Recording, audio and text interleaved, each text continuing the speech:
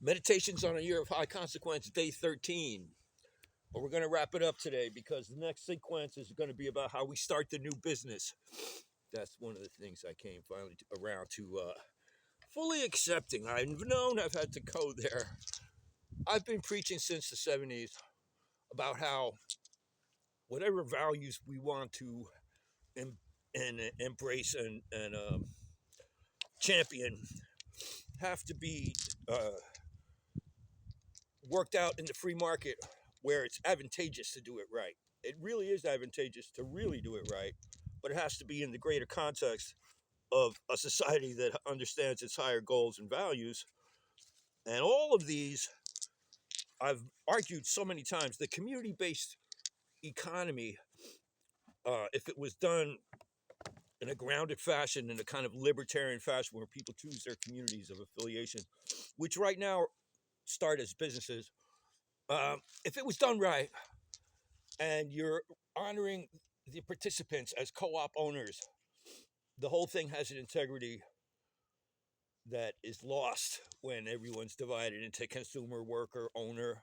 Those three different categories need to be rolled up into one. And that's where the right wing's got it right. But the right wing has to go all the way to the left wing values of making it work for everyone and being responsible to the ecology.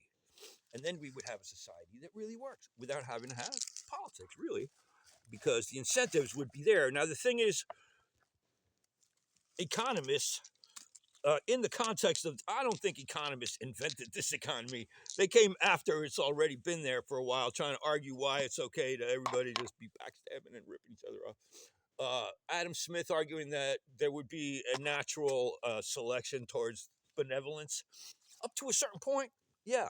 But after a certain point, there's a natural tendency towards elites and backstabbing and taking advantage of hidden costs and a million different things to happen, especially when you lose track of personal direct connections when you mass scale the whole thing to the global culture. And that's where we are. And there's no freaking, might as well just accept it because there's a lot of benefits from that. But if we're going to decide that we're going to take matters into our own hands as a culture and use the best of our abilities and talk to each other intelligently instead of pointing fingers as if the other half of us are evil, boy, am I sick of that. And I've been saying all along, it's never going to work out in politics. It's got to be worked out on the ground. And now I think people have no choice because the politics is so toxic. But working it out on the ground means, like I just said, our resources come from business, the economy, world, and then we want to let that just go without real values that bring it back to community and integrity and real wise use. You just want to let it go as whatever anybody can figure out how to sell anybody else was good. It's like, wait a minute. And you want to have a free market, but you want to have an intelligent society that doesn't fall for shit, for stupid things. And that happens when you separate consumer from owner and worker. And there's all those current incentives in the current market, in the current way we were looking at it, where people are sort of strangers amongst each other. There's something Western culture brought to the mix, but I don't know, Chinese, anything that got bigger than tribe, you're messing around with mass people that are no longer intimate. And the curious thing is that in this current world of 8 billion, we actually can now get back to intimate because we're so it's so amazing. The technology is amazing. People want to, begrudge where we are and regret where we are. And they're doing it on this amazing technology. You just go back to the 90s or even forget it. Go back to the 60s and think, imagine if we could all be talking to each other all the way to China with inspiring ideas about how to bring it back to community and joy and art and love and all that. And if the message was right and we all got it, we could do it. Yeah, now it's conceivable. The only thing is now we're pitted against each other and people pointing fingers. And you somehow, look at this. It's, to me, what's going on. I'm reporting, by the way, it's March 18th, day after St. Fatty's Day, PH, Patty with an H. I espouse the wise use of cannabis and other organic health enhancements and psychological stabilizers. And my point is that we have a situation that's almost miraculous if you were able to see it from 50 years ago, where things are obvious. There's energies. It's March 18th, and the astrologers are all running wild with all this amazing new energy. We're entering the Aquarius age of supposedly all this cool people get empowered. There's a prophecy about the Aquarius age that says there's a revelation of all the information about everything to everybody. That's a sub note. But there's supposed to be some clarity coming with the Aquarius age and also the empowerment of everyone. The idea that we're going from hierarchy to network, but it doesn't mean discard hierarchy. Hierarchy works for a lot of things. It's only when it runs roughshod over individuality and our natural, organic, coming from the same placeness.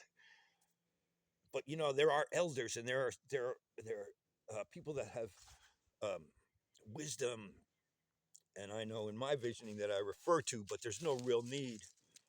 There's a real Jehovah, even at the same time as there is a one mind that we're all connected to. There's a couple of discrepancies between the story of the masculine creator God force. By the way, there's a Sophia in there too, and that's being talked about recently. The Ethiopian Bible that's that escaped the Roman rewriting of the religion into a control mechanism for the populace. So people have a lot of there's no information there. My point is there's a lot of spirit angles that to me are real, and none of this needs to be talked to. This is to the one mind and my friends that are going to help me do this. We're starting a company now because what I was saying is, sounds like a big ramble here. I've been preaching for a long time. We need to do it on the ground as a free market venture to create, and here, for example, permaculture network where people participate in a little bit in their own farming and connect it to, let's say, a lifelong education system with a few coaches. People can pursue careers, and then you've got a way for people to stay healthy. We have a restaurant. This is all in-house. This is our company. Our company is about the new tribe, the new future tribe, and this is just coming at it from one angle. As I say, I've got vision, one from 75, which a dream of 7 Utopiaville, a dream of 17 corporations.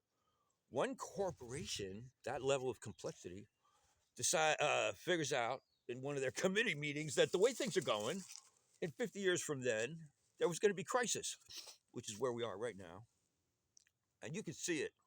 Club of Rome talked about it. The hippies could all see it. It's like you have a society based on everybody lying to each other about what they're trying to sell you and things that you don't really need. Plus, it's not really what they're saying, and you're going to have to buy another one in 2 days. How is that going to work?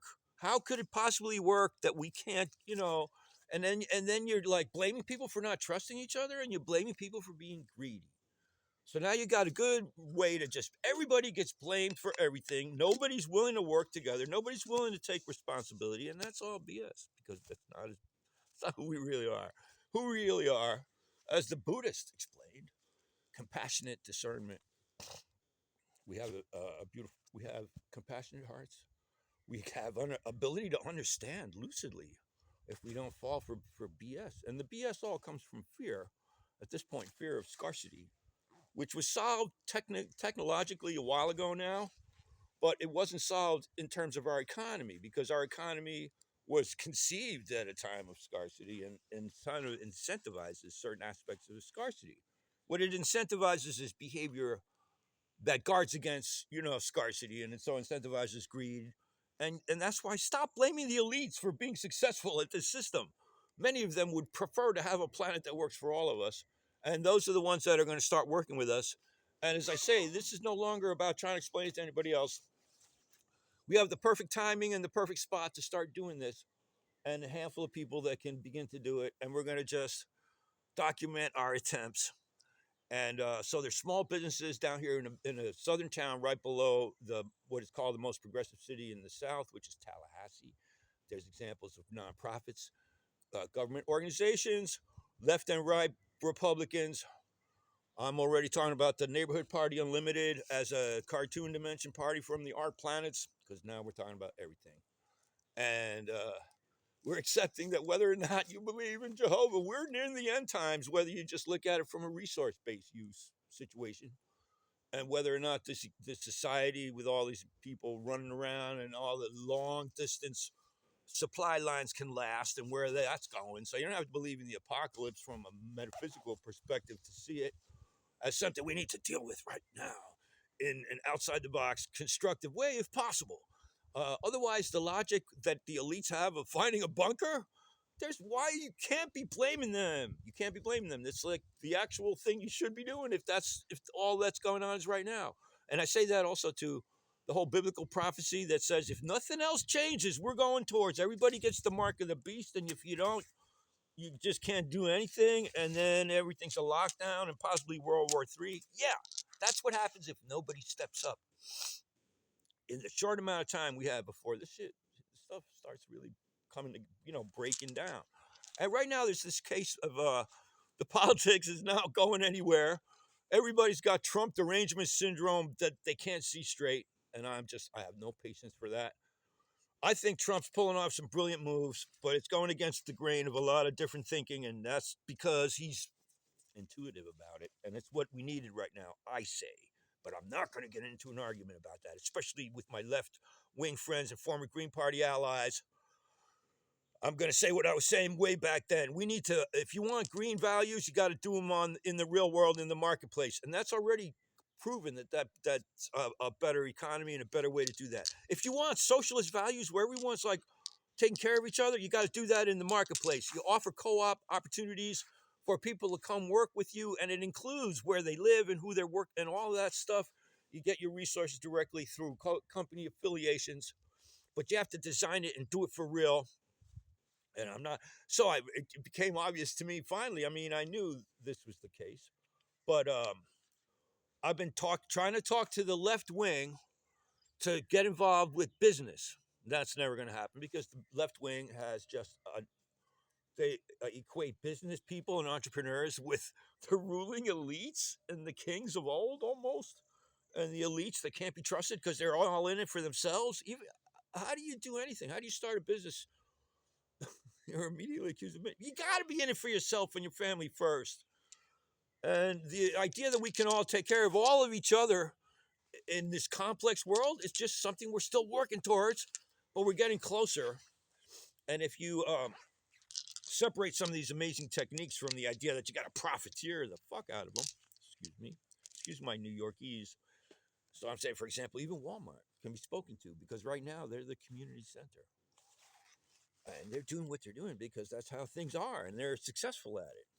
But when you say, well, let's start getting the food more local. How about that? And like just throw up a section of your store, and we turn that into right now, why would that be? Because they're competitors? Yeah, but in a community-based logic, it's all about cooperators and networks of cooperation. And it's not a giveaway. It's not ideological. It's working it out practical on the ground. And so, yeah, I was about to say, I've been talking to the left for the longest time, and yeah, they were just not even budging. I immediately got thrown in with, he just wants to make money or somehow pad his ego. It's like, yeah, let's talk about ego. And then I'm trying to talk to the right and say, I think that's where I'm at right now as a supporter of Kennedy, and we need to get healthy. It's a purple, which brings the values of the left to the pragmatism of the right. So I'm trying to talk to businesses. Yeah, but I can't talk to the businesses unless I'm a business. That's what I mean, I've known it, but now it's time to really face it and really do it. So people that are listening to me, understand I'm not trying to convince anybody of anything. I'm now trying to find the partners that are going to make this thing work.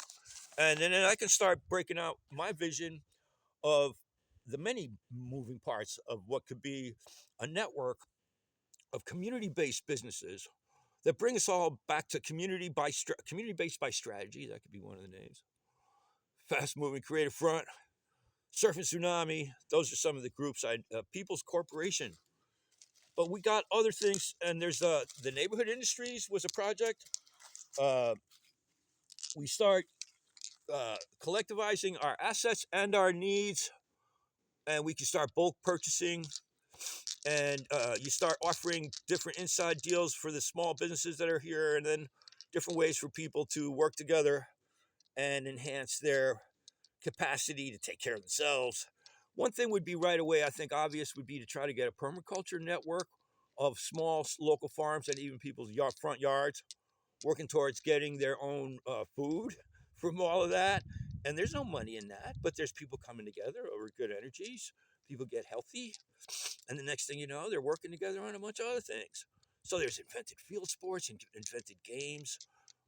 We need to have. I'm saying we're going to have music. We're going to be making music. This company that I'm thinking about is a network of potential allies across the board socially. And the second dream I had, vision like in 2013, I was up in Vermont and I saw it as kind of an extension of the Iroquois Confederacy, but 45 modern tribes came together and 18 of them had to focus different projects as we come together, creating a community-based network of new businesses and industries that bring us to a resource space of meaning and community.